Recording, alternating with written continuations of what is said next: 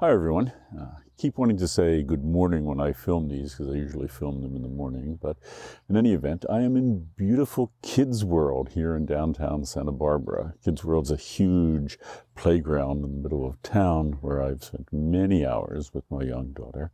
But I wanted to show you behind me this amazing, I'll get down a little, fig tree, which is huge. I actually wanted to show you one that was right down kind of near Stearns Wharf at Santa Barbara, which is much larger than this one even. And that one, the circumference, if you go all the way around it, is over 40 feet long. And it's just an amazing specimen tree. And so are these.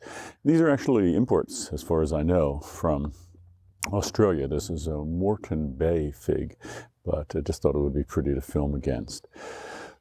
So the documentary that we watched, Cook Survival by Zip Code, very difficult to watch, but it did have a tie-in. And if you started reading the tie-in for the novel this week, if you started reading The Ministry for the Future, you know it starts with this incredible heat event where millions of people die in India.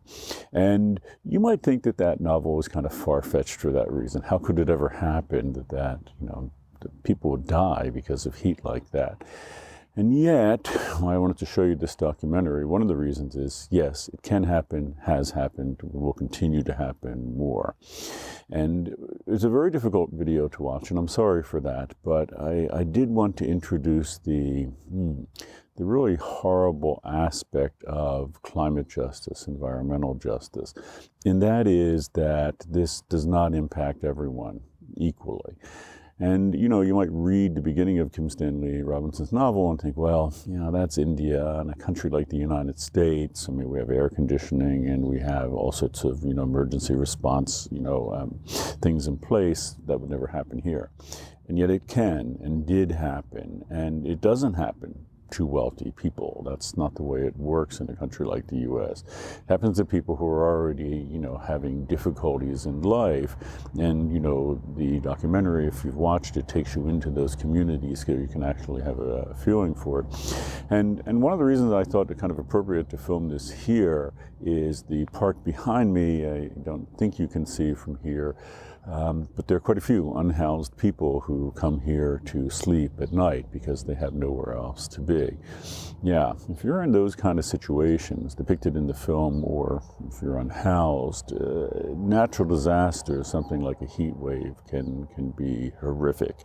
And, the issue is what do we do about this, both in the United States and globally as well?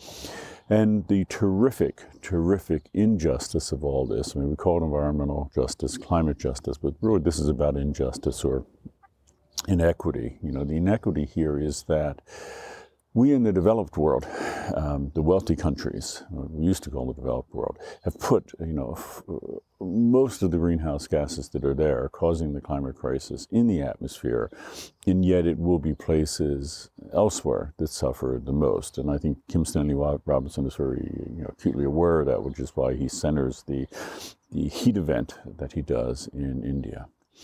Anyhow, I'm not going to give you any prompts on the documentary. I'm really curious to hear just what you think about it, your response to it.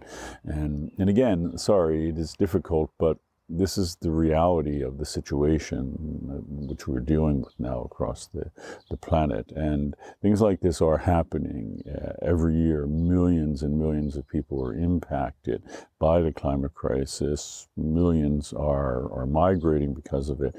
And many are dying already. So, yeah, I know it's a lot to throw at you, but I would like to hear your thoughts on it all. So, okay, take care.